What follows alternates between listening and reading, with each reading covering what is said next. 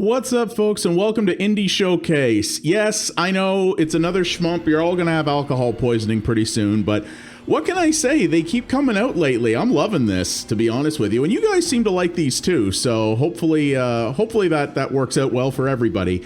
And, okay, this is barely indie. I mean, it kind of isn't when you think about it, but I think it still fits into the category a little bit, and this is something I really wanted to talk about because it's a shmup from a series that is very well regarded historically and is a loving remaster by M2, who is a Japanese developer who are the undisputed kings of doing the absolute best remasters that have ever been done. These people are passionate and they are so good at their jobs.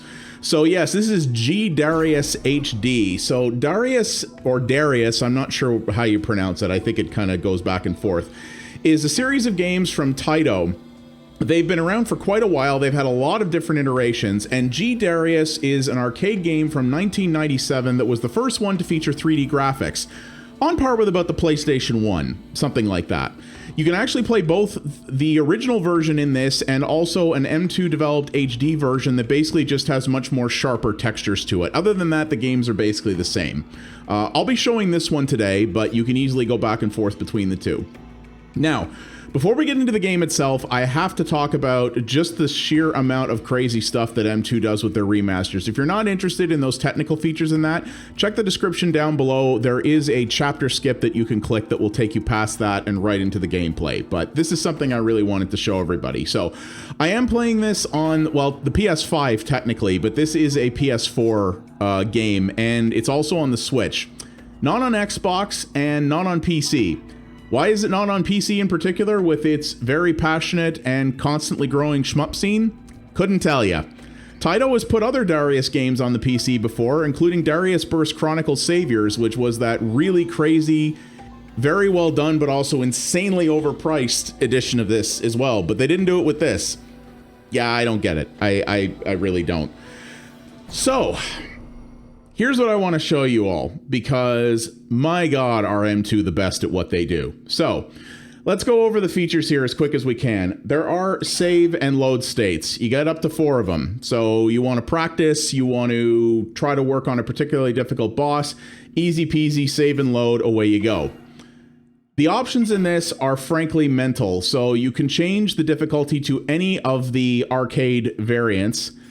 You can also set how many lives you have and how many capture balls you have. We'll talk about the capture ball thing later for those who are not familiar. So, and as you can see here, your ranking type will change if you don't use the default settings. This is the sort of pure arcade mode, if you will. So you can do, you know, do you want to have sound on during the attract mode? Do you want continues? What guide language do you want? Do you want to set it to free play? I mean, these are all free play because you just hit a button to put coins in it, but you can still do that if you want. Reset your score data. You have 3 control presets, all of which can be individually rebound. This never happens in console games, or very rarely. Fan-freaking-tastic. Love it. Screen options, pixel perfect, fit to screen, or horribly stretched full screen if you're into that kind of thing. It's got all those options. It's got smoothing options. You can turn scan lines on and off. I don't like scan lines. I have learned from the past that a lot of you guys do. So hey, you got that if you want it. You can turn off the screen boundary effects. You can change what the background is. The background by default actually provides additional score telemetry information, but you can turn that off if you don't want it. You can customize, they call it gadgets, you can customize what extra information is shown. You can even have it by default flash up what the name of the music track is that it's playing. Insane. Individual volume controls on a console game. Never happens. Body sonic recreation strength. I'm not even sure what this means. I believe this is force feedback. Because it talks about the chassis. This game is fairly hard on the force feedback here, but I believe you can change that. The ranking type display, you can have it pop if you get, it's funny they call them achievements even though they're trophies, and this game is not on Xbox, which is a little strange.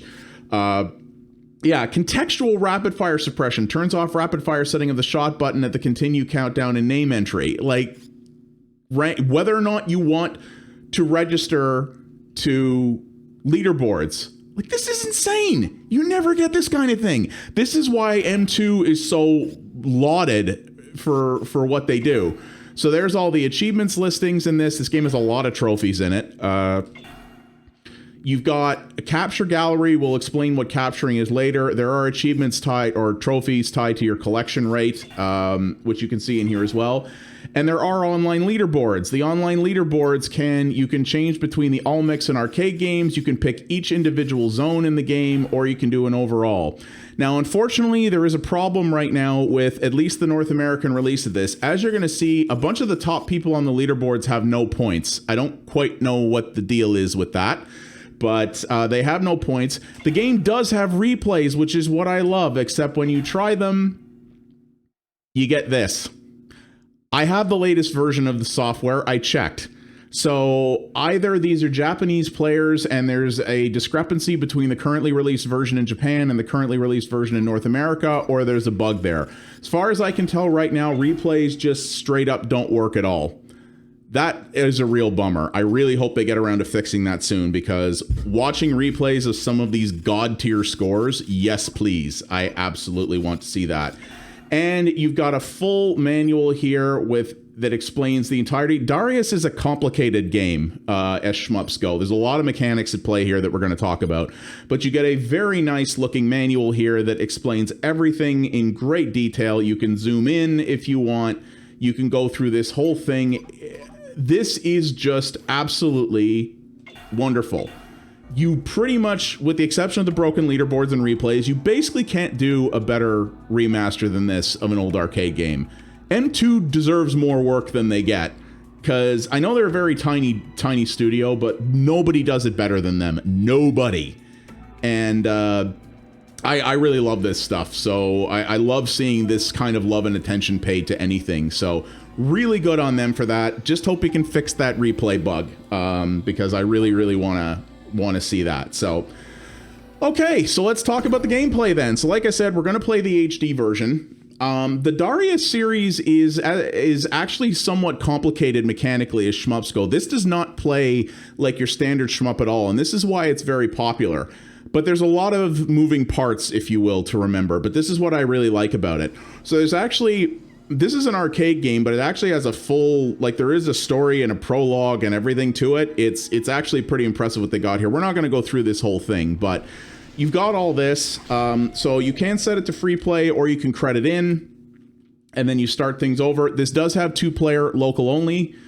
And as you can see there, we talked about this in the previous section. We have these extra scoring gadgets on the side that give you some extra information, which can be customized and turned off if you like.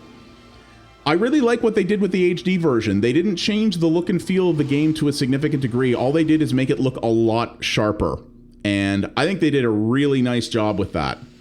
So off you go. So yeah, so this is a shmup in that you're going to have waves of enemies and things like that to pick up, and you're going for score ultimately, but there's a lot of things to this that you don't see in standard shmups. For starters, you're going to see all these different color orbs I'm picking up. Now, in a lot of shmups, those would be different weapons, and you have to make sure that you pick up the thing that gives you the weapon you want the most. That's not how this works.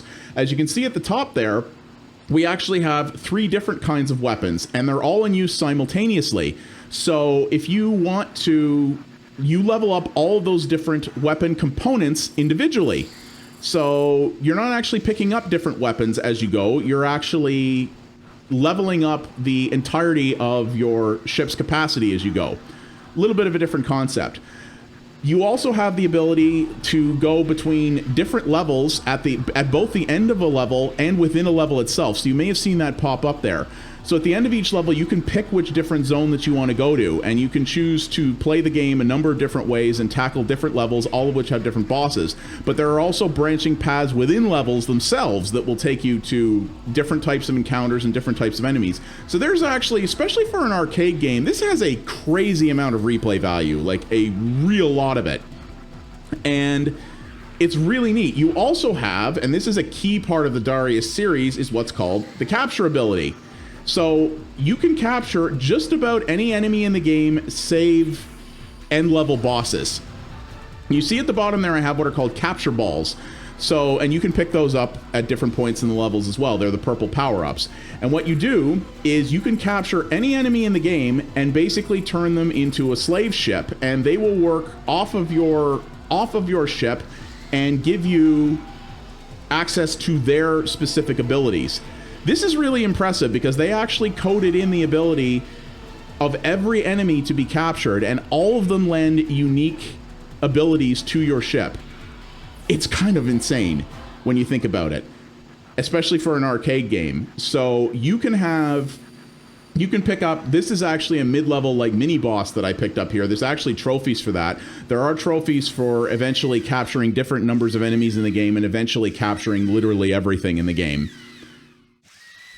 There's a lot to this, and you can capture, every enemy has different abilities, and what you can do is, if you're done with one and you see a better one, you can press a button and that enemy will blow up and give you almost like a bomb effect around your ship. It won't clear the screen out, but it will clear the immediate area around your ship, and then you can capture something else. And you can do that as much as you want as long as you have capture balls. And the ships that you capture can take damage, and they can eventually get destroyed, so you want to be careful about that. They'll just sort of follow you around. You don't have direct control over them. They'll fire when you fire, and then you can sort of follow them around. Now, this boss is normally not this easy, but because I took care of that, I had that mid-level boss with me, I kind of smoked that fool. So, and then here you go, we get to pick our next zone. And they're very, very different. They're not just reskins. Like, these are all very different levels with different enemies and completely different types of encounters that you're going to run into. It's really advanced. And while that level may not have looked very hard, make no mistake, this game ramps up fast. It doesn't pull any punches after a little while. You can, of course, just credit feed your way to the end if you want, but the only score that's going to get submitted to the leaderboard is your best score, and your score does reset when you continue, which is the way I think it should be. So you got to be careful about that and make sure that, you know, you do want to maximize your run if you want to get the most score, which is what most hardcore shmup people are looking to accomplish, right? So you want to make sure of that. The capture button is very handy, but it won't always capture what you want. You've got to be very careful about that. If there's a lot of different enemies on the screen, it will capture what it thinks is what you want. It's usually what's nearest to you, so you got to be careful about that. If you're looking to capture an enemy when there's a lot of stuff happening on the screen, it may not always grab what you want, so you got to watch for that. But then you can pop it and grab another one if you like. And I like the scoring system in this. It's nothing too crazy, but I find that most of the enemies have their score values are appropriate to the level of difficulty and the capabilities that they have. That's been my experience. So, and you see the game does weird things sometimes. Like here, it's put me in a totally different screen perspective. Does this kind of stuff periodically just because, you know, it can, right? It's Darius. This is what it does. And if I can grab this sucker, watch this. This guy is a death machine. Yeah, totally awesome, right? And that's what I really like about this series, is that when you pull off a really good capture like that and you use it to completely annihilate your way through a level and really wreck a boss and stuff, you feel really accomplished. You know, you kind of feel like $1 million when you're doing that. And that's what's interesting about this, because this was an arcade game. Its ultimate goal was profit, and its ultimate goal was to take your money. But it feels very fair. You know, a lot of shmups, even well-regarded ones from arcades, they're mean. Let's put it that way. They're mean, and they're rather punitive, and it's you know, it feels like, unless you are really a god-tier player, that you have really no chance of getting anywhere significant into it without credit feeding your way into it. This series, and this game in particular, doesn't really feel that way. It doesn't feel overly difficult, even until you get really to the late levels. It doesn't feel that overly difficult. It doesn't feel like it's being cheap or anything like that, and it really does feel like if you put the time in to get good at it, it will reward your skill. And I like that. It's a nice counter to a lot of arcade shmups that we've seen out there. And I've always appreciated that about this series. It also has, obviously, the Darius series is very fish themed, as you've seen here. All of its enemies are very aquatic in nature, which was apparently due to a fascination of the original designer. So we have a lot of that going on here, but it makes things different. It's a very... Taito put out a lot of unique stuff in their history. They're actually still around today. They're part of Square Enix now, actually. But they've always been primarily, in the last good while anyway, they've been focused mostly on arcade stuff, even though arcades are kind of a dead and dying thing, especially post-pandemic. And a lot of their stuff is just very weird and different. It's the kind of thing you don't see everywhere. And I've always really respected that about them, that even in this industry that they're in, with how cutthroat it is, they've always felt like a developer that kind of goes their own way and does their own thing. And they like to do stuff that's weird and different and off the wall, but still really high quality, right? And this is a prime example of that, I think. You know, Darius has been a very long-standing series. It is well regarded by Shmup players. I think it's been quite successful in Japan. I don't know if it's ever been the biggest deal in North America. I feel like it hasn't been, because I never used to see it very much in the arcades back in the day. But it was a series that really pushed the envelope in a lot of ways. You know, this was the first game in the series done in full 3D, but it was also one of the first arcade shmups done in full 3D, period. You know, it was a big deal at the time, and Taito were the ones who were pushing that forward. Taito actually made a lot of 3D arcade hardware, and they pushed the envelope on innovation in that space in a lot of different ways. They used to have arcade hardware that was literally like Windows XP based, like it was actually based on PC hardware, and they did that so that they could have a lot of powerful 3D capabilities in a machine that was more price accessible to arcade owners, because the custom developed stuff was just getting so expensive that arcade owners were like, we can't justify this. But they found a way to do it with more off-the-shelf hardware that still allowed them to accomplish what they want, but without the insane cost that a lot of custom stuff had. Taito even made a friggin' Half-Life arcade game in Japan in partnership with Valve. Like, this is what I'm talking about. Really out there, different kind of things, right? As you can already see here how difficult this boss is getting. That's what I really liked about them, and I think this series really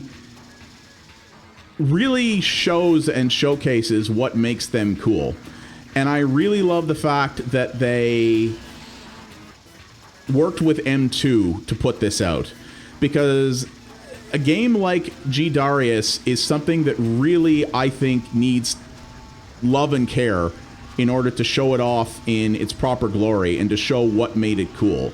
And M2 is pretty much the best dev on the planet, I think, to pull that off. They are, like I said, they're an incredible team who does incredible work. And they absolutely did that here. I think this is a fantastic remaster. The only thing that bums me out is that it's not on PC and it's not on Xbox. I really don't know why. I know Xbox is not a thing in Japan, but PC is becoming a much bigger deal in Japan. It's become a much bigger deal in the last few years, and indeed, a lot of Japanese shmups have found an incredible amount of success, both in original and remastered form on the PC. A lot of Japanese developers have really come around and realized, wow, you know, the PC is a huge untapped market for us. And given what a niche this genre is, that's something that they really see value in, right? They're like, yeah, you know, these are games that we purposely build for a small audience, and if there's a bigger audience that we haven't been tapping, we should do that.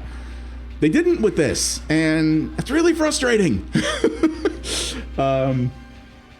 I'd really love to see them do this on PC. Maybe they will at some point. Maybe if there's enough demand, they will. I don't know. I'd really like to see that. And I think Xbox players should get access to this as well. You know, I can't imagine, when they've already done the work for PlayStation and Switch, that an Xbox port will be that much more difficult, given how similar the PlayStation and Xbox hardware is in the last couple generations.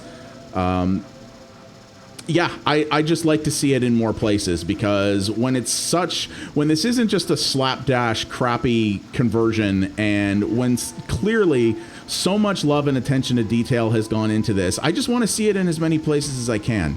So I hope they do that. But if you are into shmups, this is a no-brainer. If you've got a platform to play this on, absolutely grab this. It's packed with features. It's packed with modernization and quality of life improvements that make it really stand out from the crowd.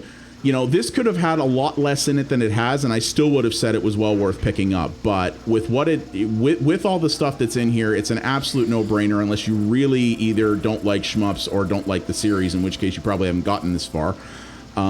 It's just a lovingly put together package, and I would love to see more of it. So I'd love to see the cause get supported, if you will. I'll be playing a lot more of this. This is a game I quite enjoy, so it's something that I'd like to actually put some time into it and get good and see how good a score I can get. Really hope we can get those replays fixed, though, because that would be pretty nice. So. But yeah, that is G-Darius HD. It's out now on PlayStation and Switch. Hopefully we see it in more places soon.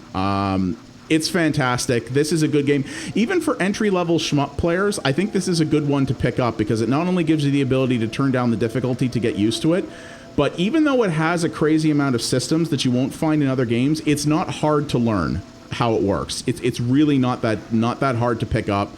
And it's quite the spectacle, as you've seen here. There's a lot of good stuff to learn in here, so I would definitely recommend that. Well, yes. Well, that is it. Thank you very much for watching, everybody. If you liked what you saw here, please do all the YouTube things, like, subscribe, hit the notification bell, and leave a comment down below. Tell me what some of your favorite shmups are, what you think about this one. You know, do you want to pick this up? If you want to see this on PC, leave a comment down below, because I will make sure that the PR rep who sent me the code for this is well aware of the demand there is for that, and maybe he can pass that on to some people. I don't know. I'd like to see that. And as always, you can follow me over at twitch.tv/pxabstraction for multiple variety streams a week. We cover a lot of indie games over there that we don't cover here, things that are better suited to streaming. And my Extra Life campaign for 2021 is also going to be coming up soon, so we're going to be doing some cool stuff for charity there too. We have a great community. I'd love to see you. Thank you very much for watching, everybody, and I will see you on the next episode of Indie Showcase. You folks have yourselves a good one. Take her easy.